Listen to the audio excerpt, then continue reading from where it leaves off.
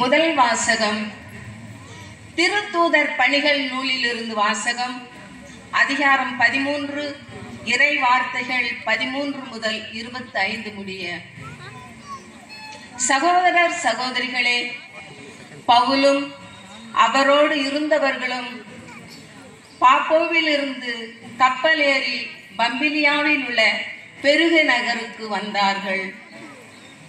அங்கே யோவான் அவர்களை விட்டு அகன்று எருசலேமுக்கு திரும்பினார்.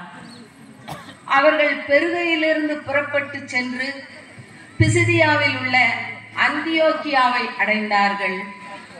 ஓய்வு நாளன்று அவர்கள் தொழுகை கூடத்திற்கு சென்று அங்கு அமர்ந்திருந்தார்கள். திருச்சட்டமும் இறைவாக்கினர் நூல்களும் வாசித்து முடித்த பின் தொழுகை கூட தலைவர்கள் அவர்களிடம் ஆள் அனுப்பி, சகோதரரே, உங்களுள் யாராவது மக்களுக்கு அறிவுரை கூறுவதாயிருந்தால் கூறலாம் என்று கேட்டுக்கொண்டார்கள். அப்போது பவுல் எழுந்து கையால் சைகை காட்டிவிட்டு கூறியது: இஸ்ராயேல் மக்களே, கடவுளுக்கு அஞ்சுவோரை கேளுங்கள். இந்த இஸ்ராயேல் மக்களின் கடவுள் நம்முடைய மூதாதையரை தேர்ந்தெடுத்தார். அவர்கள் எகிப்து நாட்டில் அந்நியர்களாக தங்கியிருந்த போது அவர்களை ஒரு பெரிய மக்களினமாக்கினார். பின்பு அவர் தம் தோல் வலிமையை காட்டி அவர்களை அந்த நாட்டை விட்டு வெளியே அழைத்து கொண்டு வந்தார். 40 ஆண்டு காலமாய் பாலை நிலத்தில் அவர்களிடம் மிகுந்த பொறுமை காட்டினார். அவர் கானான் நாட்டின் மீது 7 மக்களினங்களை அழித்து அவர்கள் நாட்டை இவர்களுக்கு ஏறக்குறைய 450 ஆண்டுகள் உரிமை சொத்தாக அளித்தார். அதன் பின்பு இறைவாக்கினர் சாமுவேலின் காலம் வரை அவர்களுக்கு நீதி தலைவர்களை அளித்தார். பின்பு அவர்கள் தங்களுக்கு ஓர் அரசர் வேண்டும் என்று கேட்டார்கள்.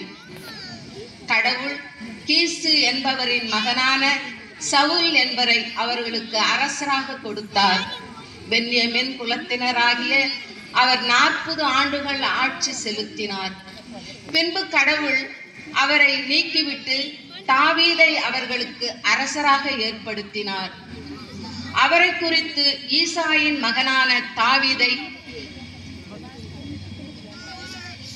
என் இதயத்துக்கு உகந்தவனாக கண்டேன், என் விருப்பம் அனைத்தையும் அவன் நிறைவேற்றுவான் என்று சான்று பகர்ந்தார். தாம் அளித்த வாக்குறுதியின்படி கடவுள் அவருடைய வழிமரபில் இருந்தே இஸ்ராயலுக்கு இயேசு என்னும் மீட்பர் தோன்ற செய்தார். அவருடைய வருகைக்கு முன்பே யோவான் மனமாறி திருமுழுக்கு பெறுங்கள் என்று இஸ்ராயல் மக்கள் அனைவருக்கும் பறைசாற்றி வந்தார். யோவான் தம் வாழ்க்கை என்னும் ஓட்டத்தை முடிக்கும் தருவாயில், நான் யாரென நீங்கள் நினைக்கிறீர்களோ அவரல்ல நான், இதோ எனக்கு பின் ஒருவர் வருகிறார், அவருடைய மிதியடிகளை அவிழ்க்கவும் எனக்கு தகுதி இல்லை என்று கூறினார்.